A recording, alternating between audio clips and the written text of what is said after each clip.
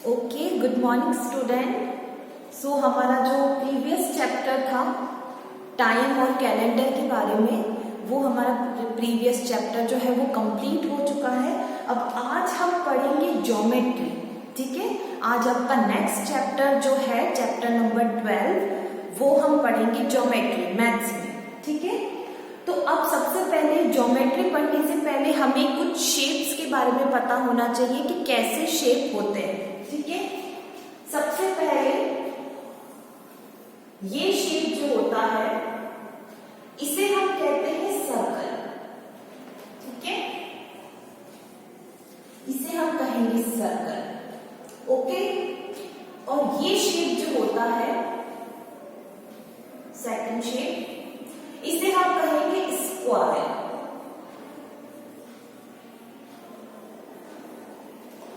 Square. Next shape जो है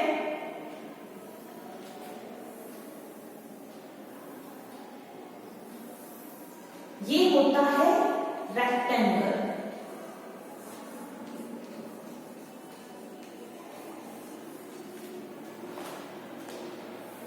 और ये ट्रायंगल।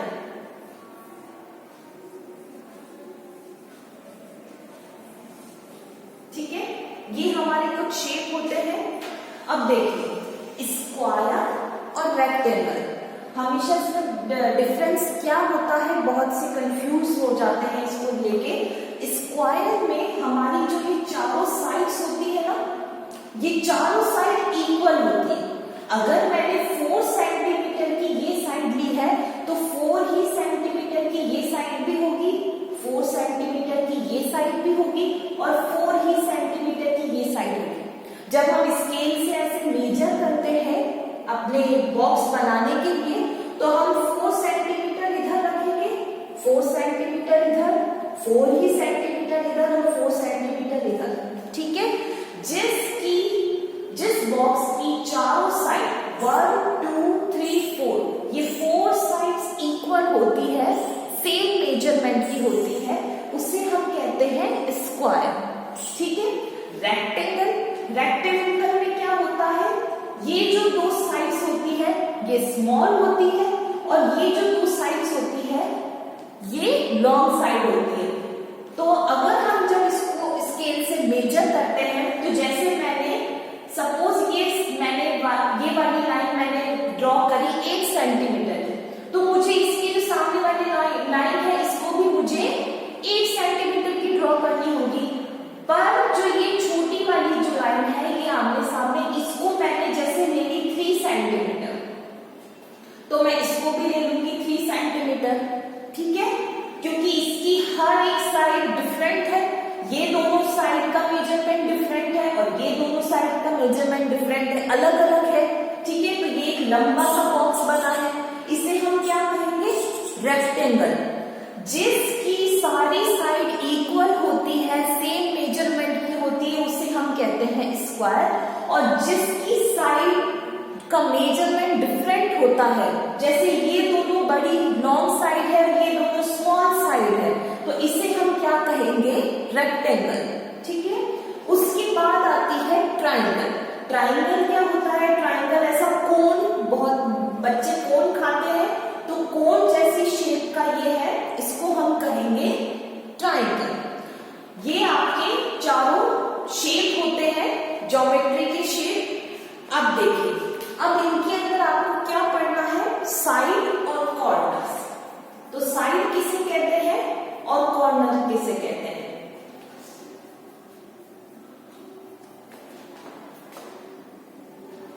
सबसे पहले यहां से स्टार्ट करते हैं हम। साइड कहते हैं हम इसे, जो ये ड्रॉ करते हैं ना हम लाइंस,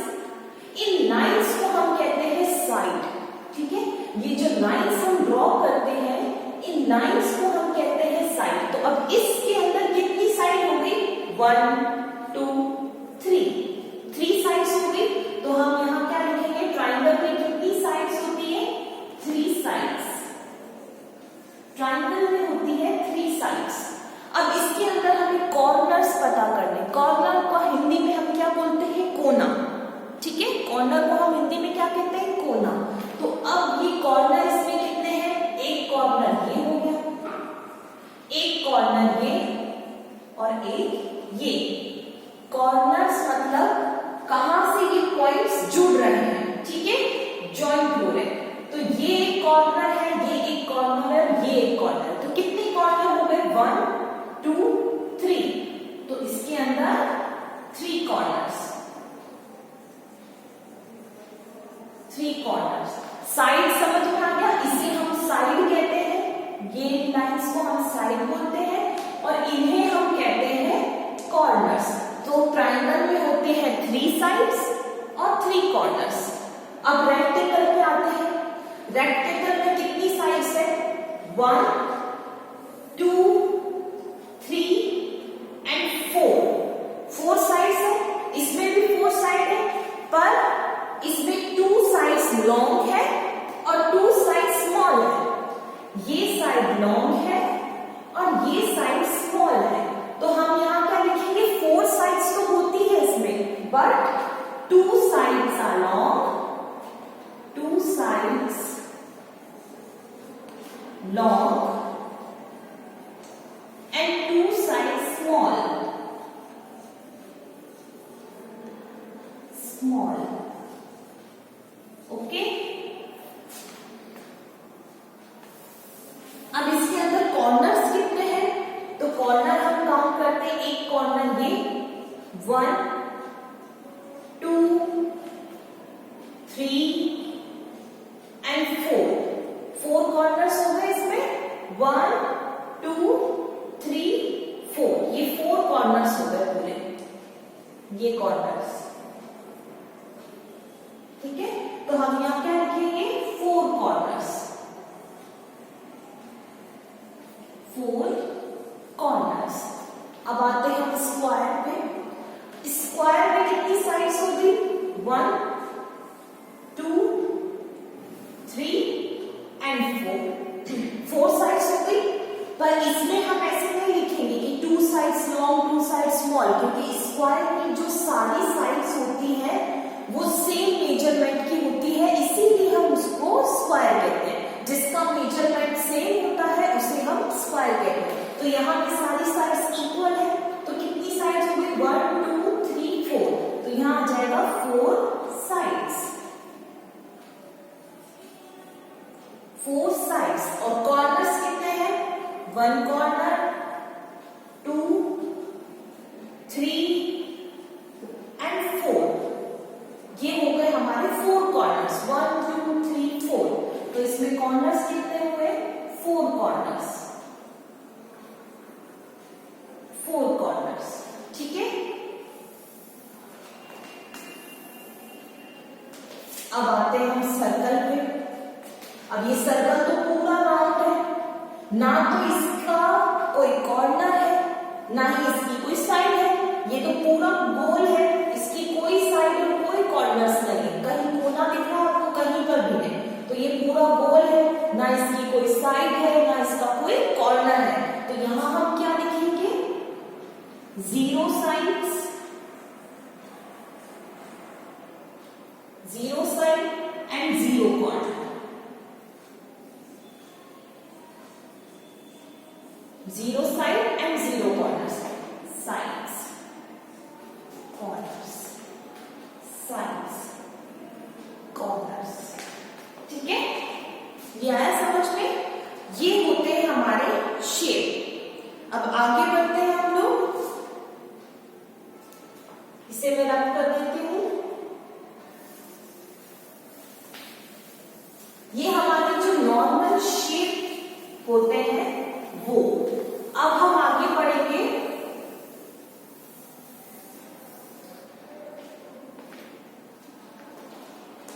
जो स्क्वायर से जो शेप बनता है। ये देखो, एक ऐसा बॉक्स होता है,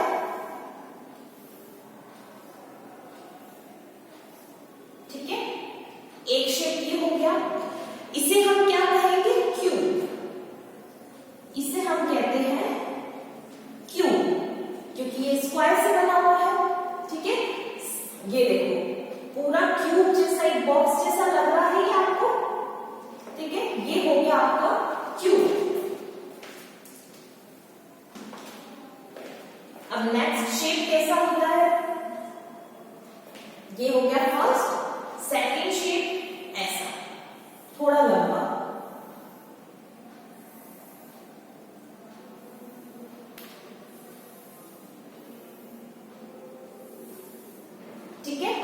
सेकंड शेप ऐसा, इसे हम कहेंगे क्यूबॉइड।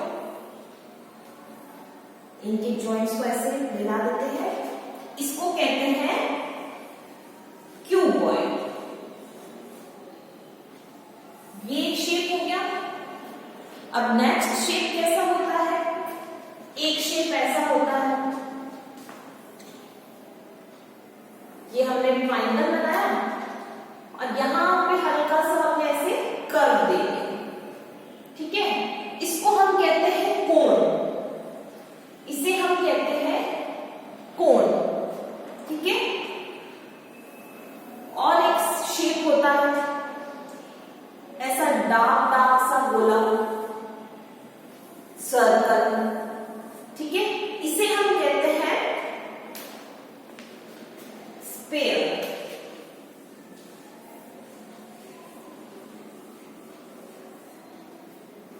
ये हो गए आपके शेप। एक शेप और होता है, उसको मैं यहां नीचे ड्रॉ कर देती हूं इस स्पेस में। एक शेप ये भी होता है, एक दो स्ट्रेट लाइन खींच देंगे और यहां पे ऐसे छोटा छोटा कर्व बना देंगे ऊपर और नीचे। इस वाले शेप को कहते हैं हम सिलेंडर। इस वाले शेप को कहेंगे सिलेंडर, ओके।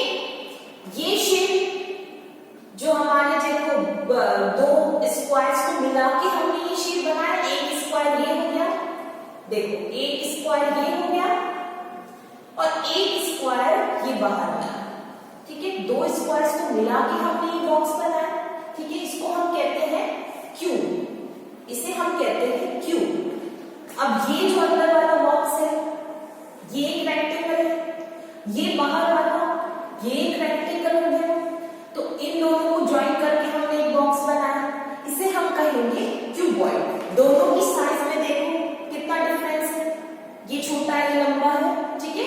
इसे हम कहेंगे क्यूबॉइड। और ये ट्राइंगल से जो हमने ये कोन बनाया, नीचे ये ट्राइंगल्स की लाइन बना दी हमने और नीचे हमने छोटा सा कर्व दे दिया, ऐसे सर्कल बना दिया छोटा सा, इसको हम कहेंगे कोन। ये जो ऐसे डार्क डार्क सा या पूरा बॉल जैसा गोला जैसा जो होता है, इसको हम कहते हैं स्फीयर। ये देखो ये हमने दो लाइन खींची ऐसे स्टैंडिंग लाइन, स्टैंडिंग लाइन पे हमने ऊपर और नीचे दोनों साइड में हमने छोटे छोटे से सर्कल ड्रॉ कर दिए, ऐसे कर्व बना दिया है, इसे हम कहेंगे सिलेंडर। ये हमारे शेप हो गए और दूसरे शेप्स, ओके। ये हमारे शेप हो गए हैं। अब मैं आपको बताती हूं लाइंस कौन कौन सी होती है।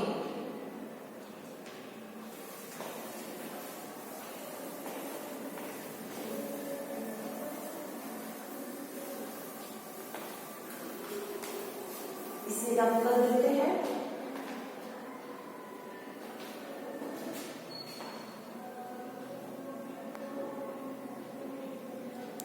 लाइंस कौन कौन सी होती है? एक होती है स्ट्रेट लाइन, ठीक है। इस पॉइंट से इस पॉइंट तक बिल्कुल स्ट्रेट है, इसमें कोई कर्व नहीं है, कुछ भी नहीं है, इसको हम कहते हैं स्ट्रेट लाइन। इसे हम कहेंगे स्ट्रेट लाइन,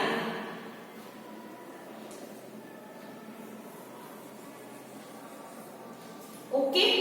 और जहां हल्का सा थोड़ा सा भी कर्व आ जाता है, जैसे इस पॉइंट से इस पॉइंट तक मुझे लाइन बनानी, अगर मैंने ऐसे बना दी, ये कितनी स्ट्रेट है और इसमें कर्व है, ठीक है, इसको हम कहेंगे स्ट्रेट लाइन। और ऐसे जिसमें कर्व आ जाता है इसको हम कहते हैं कर्व्ड लाइन,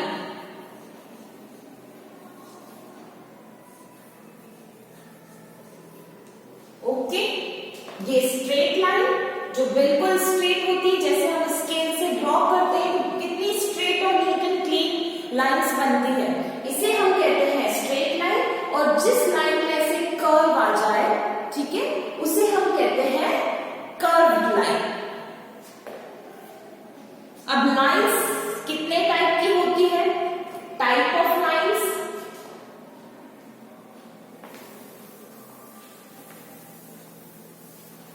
अब लाइंस हमारी कितने टाइप की होती है? ये होती है एक स्टैंडिंग लाइन, आपने छोटी क्लास में पढ़ा होगा, इसे हम कहते हैं स्टैंडिंग लाइन और इसे कहते हैं स्लीपिंग लाइन। ठीक है, हम छोटी क्लास में पढ़ते हैं, इसे हमने आज तक सीखा है कि ये स्टैंडिंग लाइन होती है और इसे हम कहते हैं स्लीपिंग लाइन। पर मैथमेटिक्स में इन लाइंस का क्या नाम होता है? इसका नाम होता है हॉरिजॉन्टल लाइन, जो ऐसे लेटी हुई होती है, स्लीपिंग लाइन जिसे हम हमेशा से बोलते आते हैं छोटे थे तब, तो इसे हम कहते हैं हॉरिजॉन्टल लाइन।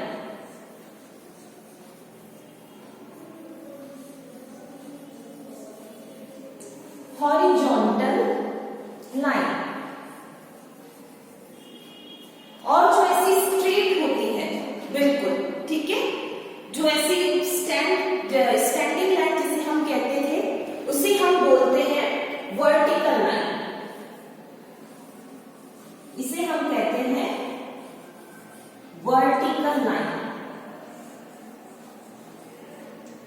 ओके स्टूडेंट, आज हम इतना ही करेंगे। Sleeping line, horizontal line, standing line, vertical line, आज हम इतना ही पढ़ेंगे। आज हमने शेप पढ़ लिए, कैसे कैसे शेप्स होते हैं, ठीक है, ज्योमेट्री में कौन से शेप होते हैं, कैसी लाइंस होती है, स्ट्रेट होती है, कर्व होती है। ऐसे स्लीपिंग लाइन को हम हॉरिजॉन्टल लाइन बोलते हैं, ऐसे स्टैंडिंग लाइन को हम वर्टिकल लाइन बोलते हैं। ओके स्टूडेंट, आज हमने ये पढ़ा है, अब कल बाकी का चैप्टर कंप्लीट करेंगे। So good day.